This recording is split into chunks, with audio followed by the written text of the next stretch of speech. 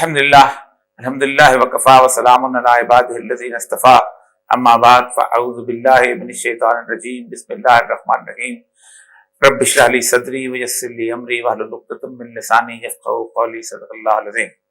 मौजूद ख़वातीन हज़रात, गुज़िश्ता एक हफ्ते से पाकिस्तान में खुशी के शादियाने बजाए जा रहे हैं कि पाकिस्तान को IMF का पैकेज मिल गया है।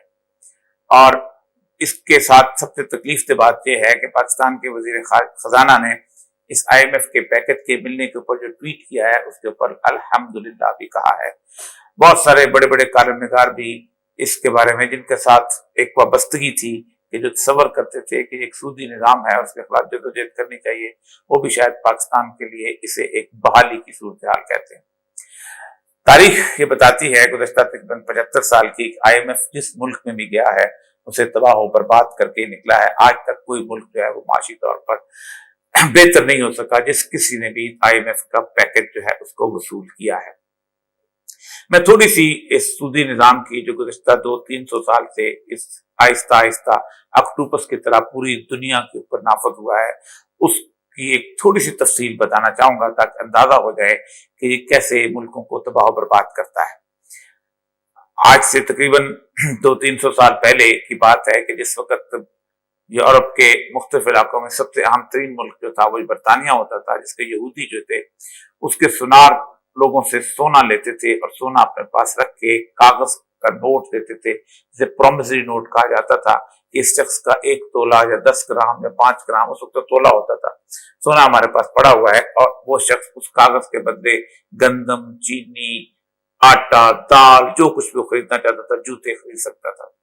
आहिस्ता आहिस्ता उन्होंने सूद के ऊपर लोगों से पैसे लेके और उसके मुकाबले पे बस किसी 1 ग्राम रखा हुआ है, 1 तोला रखा हुआ है, 1.5 तोले का कागज जो है उन्हें देना शुरू किया, जिससे कागज जो है वो बहुत ज्यादा फैलते गए और जो सुनारों के पास सोना था वो कम होता गया। लेकिन चूंकि कागज की हैसियत और सुनार का जो था दावा और सुनार की मौजूदगी जो थी और सुनार पर भरोसा इतना ज्यादा था कि उस कागज को किसी ने चैलेंज नहीं किया।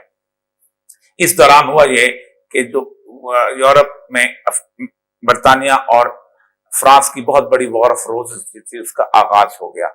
इस वॉर ऑफ रोजेस के लिए बरतानिया को कुछ पैसे चाहिए थे, तो बरतानिया ने कहा कि कैसे पैसे इकट्ठे किए जाएं। इन सुनारों ने मिल मिला के उसे सोचा कि हम आपको इकट्ठे करके देते हैं। तो उन्होंने 1694 के अंदर बैंक ऑफ इंग्लैंड का एक चार्टर उनके पास रखा कि हमें एक बैंक बनाने की इजाजत दी जाए, और इस तरह उन्होंने उन कागज के नोटों के जरिए लोगों के पैसे जो थे वो इकट्ठे करके बरतानिया को और दे दिए गए, और ताज बरतानिया एक दिन मुकम्मल तौर पर उनका मकरूज हो गया। जब वो ताज बरतानिया मुकम्मल तौर पर मकरूज हो गया तो इस बैंक ऑफ इंग्लैंड के जो मालिक थे, बहुत बड़े यहूदी खानदान रॉथशील्ड जो था, वो चला गया और उसने कहा कि हमें एक प्रोमिसरी नोट जो हम आमतौर पर देते हैं उसकी रियासती सरपरस्ती चाहिए, तो हम उस कागज के नोट को जारी करें। ये एक आगाज था, और इस आगाज में सबसे पहले इस दुनिया के अंदर फिक्टिशियस किस्म की करेंसी थी वो वजूद में आई। लेकिन चूंकि एक स्ट्रक्चर उन्होंने बना लिया था और एक मुल्क की हद तक था, और उसमें सबसे अहम तरीन काम जो है सर आइजैक न्यूटन का था, जिसको लोग एक फिजिक्स के तौर पे जानते हैं। उसको बरतानिया की ट्रेजरी का जब हेड लगाया गया तो होता यह था कि पूरी दुनिया में सोने और चांदी के जो सिक्के थे, उन सोने और चांदी के सिक्कों की एक इज्जत, गैरत, अहमियत, सारा कुछ कहते हैं, और वाबस्तगी मौजूद होती थी, और कागज के नोट की कोई हैसियत नहीं होती थी। तो उसने सबसे पहले जो नेचुरल बैलेंस है, एक जो है उसके बदले सोने के सिक्के के बदले में 20 होते थे, वो 15 करके उसको खराब करने की कोशिश की ताकि सोने की कीमत जो है वो कम होके चांदी की कीमत जो है वो आगे बढ़ती चली जाए, और फिर एक दिन इसको जब बैलेंस खराब हो जाएगा तो हम इसको खुद कंट्रोल कर लें। लेकिन असल वाकया उस वक्त वकूफ पजीर हुआ है कि जब जंग अजीम अव्वल हुई है। इससे पहले होता यह था कि इंडिविजुअल डेट होते थे, तो मैंने कर्जा लिया और मैंने अदा करना है, उस पर सूद दिया। आपने कर्जा दिया, किसी और ने अदा करना है, उस पर सूद दिया। बहसियत कौम कभी डेट नहीं होता था, बहसियत कौम कबीलों के डेट होते थे। कबीले जब जंगे एक दूसरे से लड़ते थे तो जो कबीला हार जाता था उसके ऊपर बहसियत कबीला तावाने जंग जो था वो नाफज किया जाता था, और सारे के सारे मिल के जो थे उस तावाने जंग को अदा किया करते थे। लेकिन 1921 में 1919 में, बल्कि जब वर्साई का जो मुआहदा हुआ है, तो वर्साई के मुआहदे के वक्त सूरत हाल ये थी कि जर्मनी हार गया था, तो जर्मनी के ऊपर उन्होंने 32 अरब डॉलर जो था, वो तावान जंग जो था, वो उसको नाफज कर दिया। और 32 अरब डॉलर जो था, वो उस वक्त 32 अरब डॉलर तो कुछ आज करीब 450 अरब डॉलर के करीब बनता है। और उसको कहा गया कि तुम फॉरेन करेंसी में अदा करो, करेंसी से सोने और चांदी में होती थी, और उसको कहा गया कि तुम अपने नहीं इस तरह फ्रैंक में या पाउंड में अदा करोगे, अपने जो है उसमें नहीं अदा करोगे। तो उसने फिर ये किया कि अपने नोट छापने शुरू किए कागज के, और आपको याद होगा कि उस नोट छापने के दौरान इतने ज्यादा उसके नोटों की वैल्यू खत्म हो गई थी कि एक बोरी भर के लोग लेके जाते थे, डब रोटी खरीदते थे, और उसकी करेंसी जो है वो मुकम्मल तौर पर डिवैल्यू होकर रह गई, क्योंकि उससे वो सोना चांदी के फॉरेन करेंसी खरीदता था। अब इसकी बुनियाद के ऊपर फिर जब बाकी मुल्क हैं वो बरतानिया और ये जो फ्रांस वगैरह आगे बढ़े हैं, और इन्होंने उसको कहा कि हम तुम्हें पैसे देते हैं और तुम हमें कर्ज देते हैं। अब उसको पहली दफा जर्मनी में वैसियत कौम एक कर्जा शुरू हुआ, लेकिन उसके बदले में उन्होंने सेंट्रल बैंक जो है उसको जो है उसका तकरीबन 75% हिस्सा जो है वो फ्रांस और बरतानिया के हिस्से में आ गया। इसके बाद की जो सूरत हाल है, बड़ी तकलीफ से सूरत हाल है कि इस तरह उन्होंने इकोनॉमीज पे, वो जो मगरूब कौमें थी उन पे कब्जा करना शुरू किया, और इस तरह की करेंसी से जकड़ लिया कि फिर 1930s का वो बुनियादी जो है अपना जो डिप्रेशन, ग्रेट डिप्रेशन कहते हैं, कसाद बाजारी कहते हैं, जिसमें दुनिया जो थी मुकम्मल तौर पर माशी तौर पर तबाह हो गई थी। और आप सोचें कि जो लैटिन अमेरिका के नामों के मैं मुल्क गिनने लगूं कि जिन पे कर्जा चढ़ा था, और वो मुकम्मल तौर पर जैसे कहते हैं कि दिवालिया हो गए थे। आप हैरान हो जाएंगे कि ये वो लोग थे, जो मुल्क थे, बोलीविया था, ब्राजील था, चिली था, कोलंबिया था, कोस्टा रिका था, डोमिनिको रिपब्लिक था, एक्वाडोर था, एल सल्वाडोर था, ग्वाटेमाला था, मेक्सिको था, निकारागुआ था, पनामा था, पैराग्वे था, पेरू था, यूरुग्वे था, ये सारे मुल्क थे। ये इनको उन्होंने कर्जे के अंदर जकड़ लिया था, क्योंकि ये कौमी तौर पर कर्जा लिया था। ना मुझसे पूछा जाता था जैसे आज, ना उन वक्त उस कौम से पूछा जाता। इसके बाद 25 साल के अंदर अंदर ही दूसरी जंग अजीम आई है। तो जब नॉर्मंडी फतह हुआ है, तो नॉर्मंडी फतह होने के बाद उन्होंने कहा अब हम दुनिया पर गालिब आ गए हैं, हिटलर मर गया है, आवाजें खत्म हो गई हैं, अब हम क्या करें। अब हमने जंगों के जरिए कौमों पर काबू नहीं पाना, अब हमने माशी तौर पर कौमों पर काबू पाना है, और उसके लिए हमें सूदी मालियाती निजाम चाहिए। तो 1944 के अंदर बर्टन वुड में करीब 45 ममालिक में इकट्ठे हुए, और उन्होंने एक अदारा बनाया जिसका नाम था इंटरनेशनल मॉनेटरी फंड। और इस इंटरनेशनल मॉनेटरी फंड के साथ साथ जो है एक साल के बाद इस मॉनेटरी फंड को तहफ़्फ़ुज़ देने के लिए एक सियासी अदारा बनाया गया जिसका नाम था यूनाइटेड नेशंस, और उस यूनाइटेड नेशंस के एक सब्सिडरी अदारा बनाया गया जिसका नाम था वर्ल्ड बैंक। और फिर आगे उनकी छोटी छोटी और इलाकाई तंजीमों में कहीं अफ्रीकन बैंक बना, कहीं एशियन डेवलपमेंट बैंक बना, इस तरह के मुख्तलिफ इलाकाई बैंक बनाए गए ताकि हम कौमों को कर्जों में जकड़ें। कौमों में कर्जों को जकड़ने के लिए 3 चीजें थी। कौमी रियासतें बनाई गई। जब 1920 में पासपोर्ट का डिजाइन आ गया था और उसके बाद बॉर्डर सिक्योरिटी फोर्सेस से कौमी रियासतें बन गई थी, तो फिर अब 1945 के बाद 3 चीजें जो है कौमों को दी गई। एक तो ये था कि आज के बाद आप सोने और चांदी में कारोबार नहीं करेंगे, आप आज के बाद कागज की करेंसी होगी और हर मुल्क का एक सेंट्रल बैंक होगा। फिर उन्होंने कहा हर मुल्क का एक आइन होगा। आइन इसलिए लिखा गया था कि कोई मुल्क जो है वो किसी किस्म की अपनी पुरानी ट्रेडिशनल किताबों को ना उठा ले, हिंदू मनुस्मृति को ना उठा ले, मुसलमान कुरान को ना उठा ले, यहूदी जो है वो तौरात को ना उठा ले, और वो उसके अंदर दी गई चीजों जो है। दर बात है, सूद तो दुनिया के कोई मजहब ऐसा नहीं है जिसके अंदर सूद जायज करार दिया जाता हो। यहाँ तक कि हिंदू में ब्याज जो है उसको भी हिंदू मजहब में उसमें भी उसको बुरा समझा जाता है। तो एक तो उसको, तीसरा हर मुल्क का एक नेशनल डेट होना चाहिए, एक कौमी कर्जा होना चाहिए। उस वक्त से लेके आज तक पाकिस्तान जो है वो मुख्तलिफ किस्म के कौमी कर्जों के अंदर, और बाकी दुनिया के ममालिक हैं वो कौमी कर्जों के अंदर उनको जकड़ा गया है। सबसे पहला जो IMF का, आप देखिए पहला 10 साल जो थे पाकिस्तान के बहुत खूबसूरत साल थे।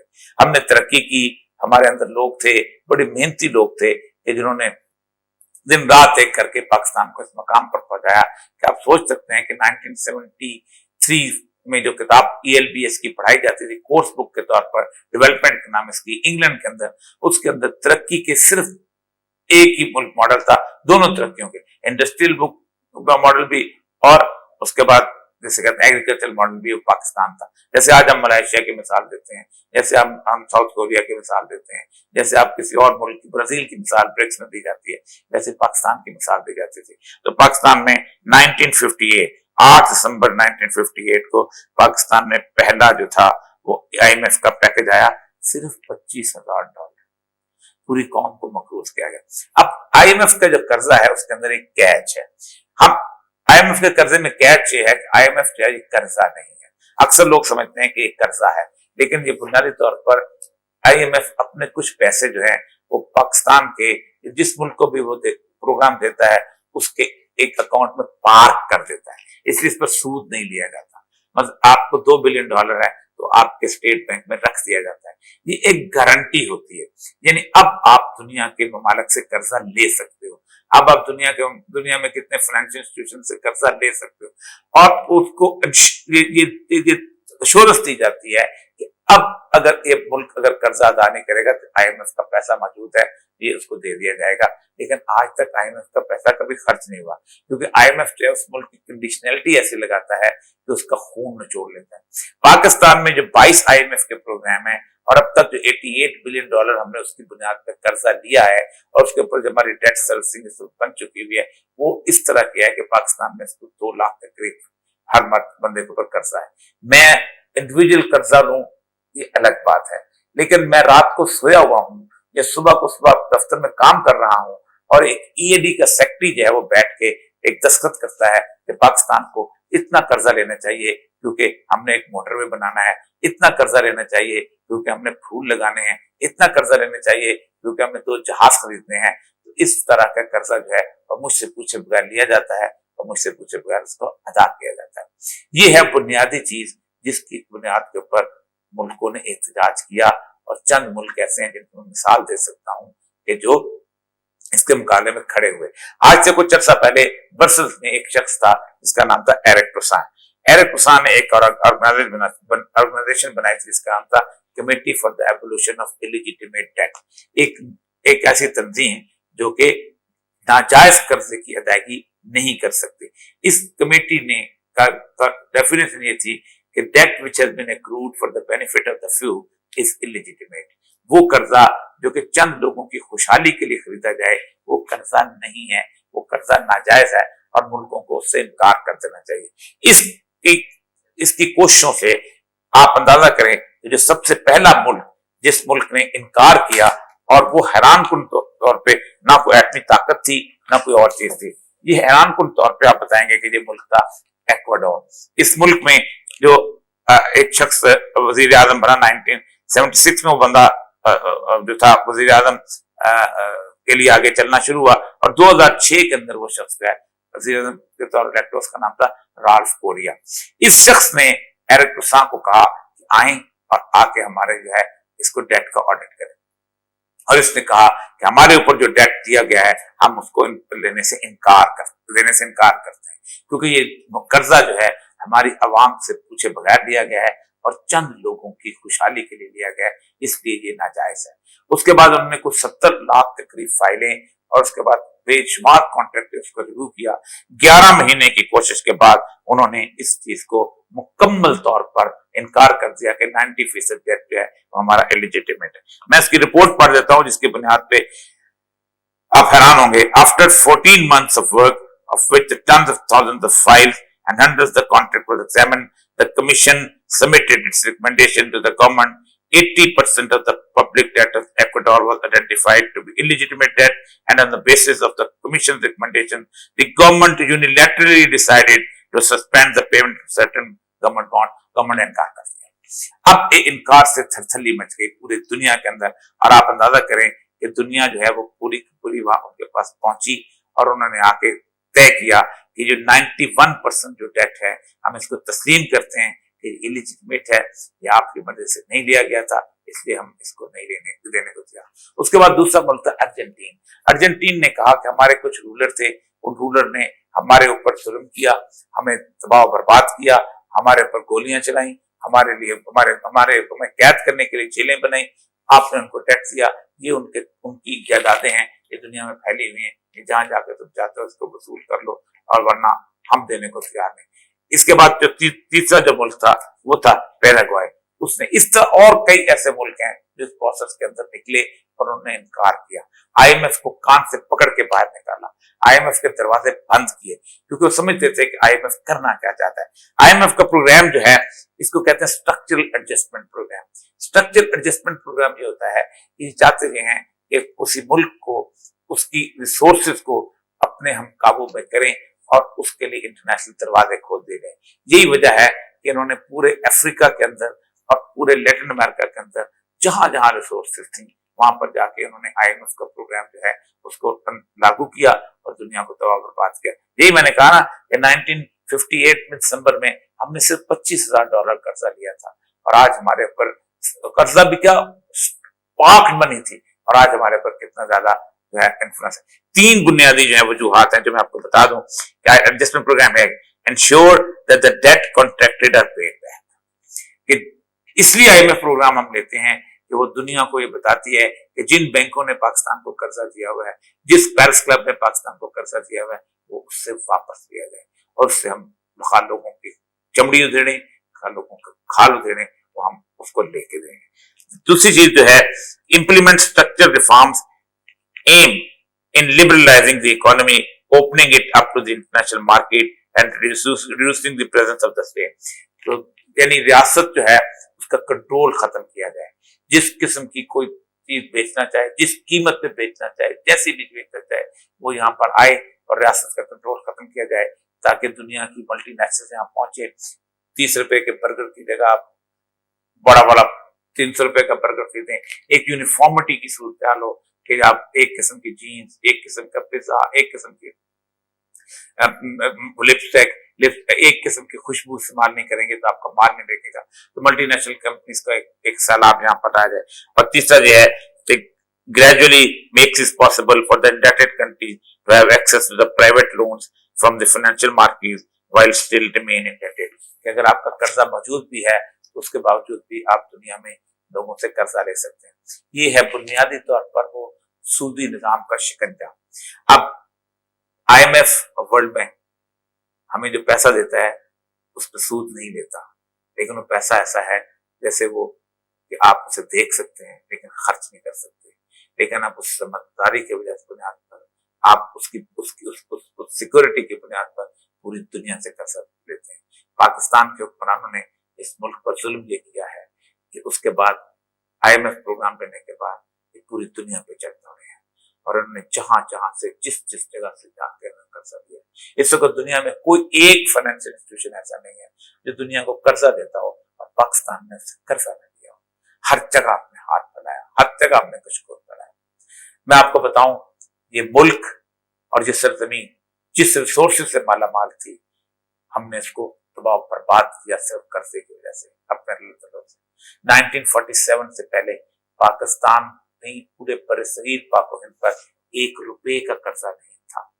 انگریز ہم اس کے لاڈلے نہیں تھے کہ وہ قرضہ لے کے ہم پہ خرچ کرتا، لیکن صرف 9% ٹیکس تھا، انکم ٹیکس نہیں تھا، مالیہ اور آبیانہ ہوتا تھا، کسٹم ڈیوٹی نہیں تھی۔ آپ اندازہ کریں کہ جون کو ہمارا فائنینشیل ایئر اس لیے شروع ہوتا تھا کہ ہم بنیادی طور پر سمجھتے تھے کہ انگریز سمجھتا تھا بنیادی طور پر کہ ابھی پیسے آئیں گے گندم وندم کے فصل کے تو ذمہ دار ہمیں اس کا ٹیکس ادا کرے گا، مالیہ اور آبیانہ دے گا۔ صرف 9% کی بنیاد پہ جب 60% تک چلا گیا ہوا ہے۔ اس ملک میں دنیا کا بگیسٹ اریگیشن سسٹم بنا، اس ملک میں دنیا کا سیکنڈ بگیسٹ ریلوے کا نظام بنا، اس ملک میں دنیا کا شاندار قسم کا بہترین قسم کا پوسٹل سروس اسٹیبلش ہوئی، ہر ڈسٹرکٹ میں اور ہر علاقے میں اسکول کالج کھلے، اور اس کے ساتھ جہاں تک اسپتال بنے، جانوروں کے اسپتال بنے۔ آج مال روڈ جو ہے وہ دوبارہ آپ تعمیر کرنے جائیں شاید آپ کے پاس پیسے نہ ہوں، آج ریلوے اسٹیشن بنانے جائیں تو آپ کے پاس پیسے نہ ہوں۔ یہ پاکستان کے بلکہ برصغیر پاک و ہند کے ریسورسز میں تھے، اور 5 کروڑ پاؤنڈ ہم سالانہ انگلینڈ کو خرچے کے طور پر بھیجا کرتے تھے تاکہ وہ برطانیہ کرتا ہو، لیکن قومی قرضوں کے اس جال نے ہمیں تباہ و برباد کیا، ہمیں نہیں دنیا کے ہر ملک کو برباد کیا۔ اور اس میں امیر غریب کا کوئی فرق نہیں. صرف ایک چیز امیر ہوئی ہے اور وہ ہے بینکس, اور بینکس کے تحفظ کے لیے IMF بنا تھا. انگلینڈ, فرانس, جرمنی, یہاں تک کہ امریکہ کا وہ ڈیٹ کیلنڈر پہ آپ چلے جائیں, ہر وقت روز جو ہے اس کو ایسے میٹر گھومتا ہے جیسے پیٹرول ڈلوا رہے ہوتے ہیں. آج سے کچھ عرصہ پہلے 15 ٹریلین 15,000 ارب ڈیٹ تھا, لیکن آج سے 19,000 ارب ڈیٹ کے قریب پہنچ چکا ہے. یہ سب کون ادا کرے گا؟ امریکہ کے عوام ادا کریں گے, اور بینکس جو ہیں اس سے مالا مال ہو جائیں گے. پاکستان میں ایک تو کھل کے ادا کر دینا چاہیے کہ فوری طور پر ہمیں ایرکٹسان کے سے فائدہ لے کے ہمیں انکار کر. دوسرا یہ ہے, انڈیا نے ایک اور کام کیا. انڈیا نے 1959 سے لے کے اب تک اپنے بینک نیشنلائز کر دیے تھے. اس وقت پاکستان کا 50% قرضہ جو ہے وہ انٹرنل ڈیٹ ہے. تو اس سے میری جو سیونگ ہے اس وقت جو بینک میں پڑی ہوئی ہے وہ گورنمنٹ اس سے بینکوں سے قرضہ لیتی ہے. بینک ہمارا کوئی کام نہیں کر رہا. میرے پیسے جو ہیں اٹھا کے گورنمنٹ کو دیتی ہیں, گورنمنٹ اس کو خرچ کرتی ہے, پھر مجھ سے ٹیکس لے کے مجھے سود کا پیسہ جو ہے وہ مجھے ادا کرتی ہے. یعنی میری ہی جوتیاں اور میرا سر. آپ اگر فوری طور پر نیشنلائز کر لیں اپنے تمام بینک تو 50% قرضہ جو آپ کا فوری طور پر ختم ہو جاتا ہے, کیونکہ اس کے بعد آپ اگر غیر سودی نظام کے طور پر لے آئیں تو آپ کہہ سکتے ہیں کہ ہم آپ کا پیسہ جو ہے اس پہ سود ادا نہیں کریں. جاپان اس وقت زیرو جو ہے بلکہ نیگیٹو انٹرسٹ ریٹ کے اوپر ہے. اگر جاپان کے بینکوں میں آپ پیسہ جمع کراتے ہیں تو پھر آپ کو اس کی سیکورٹی کے لیے پیسے دینے پڑتے ہیں, آپ اس کی کرایہ دیتے ہیں, بینک آپ سے کرایہ چارج کرتے ہیں, تو آپ اس سے بھی آپ بہتر صورتحال میں جا سکتے ہیں. لیکن مسئلہ سارا یہ ہے کہ IMF سے قرضہ لے کے IMF کے پیسے پار کر کے اس وقت پاکستان گورنمنٹ دنیا بھر سے قرض دینے نکلی ہوئی ہے. ان 3-4 مہینوں میں ہم کتنے مقروض ہو جاتے ہیں, ہم پر کتنا سود چڑھ جاتا ہے, اس کا آپ سوچ نہیں سکتے. اللہ اور اس کے رسول سے جنگ اور اعلان جنگ ہمارا مسلسل چلا جا رہا ہے, اور اس پر تکلیف کی بات یہ ہے کہ ہم ٹویٹ کرتے ہیں الحمدللہ.